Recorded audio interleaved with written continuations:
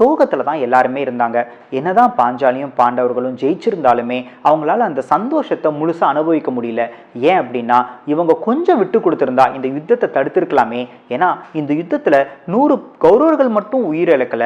சொல்ல போனா விராட ராஜா, விராட இளவரசன், அதே மாதிரி பாஞ்சாலியோட அப்பா அபிமன்யு அப்படின்னு இத்தனை பேர் உயிரை விட்டுருக்காங்க. இத்தனை பேர் மட்டும் இல்லாம லட்சக்கணக்கான மக்கள் உயிர் விட்டுருக்காங்க. அதாவது லட்சக்கணக்கான சோல்ஜர்ஸ் உயிரை விட்டுருக்காங்க. இந்த மாதிரி இருக்கும்போது எப்படி இந்த யுத்தம் சரியானதா இருக்கும்? அதனால யாருக்குமே ஒரு ப்ராப்பரான ஆறுதலை சொல்ல முடியல. இந்த மாதிரி சிச்சுவேஷன்ல பாஞ்சாலிக்கு திடீர்னு ஸ்ட்ரைக் ஆச்சு.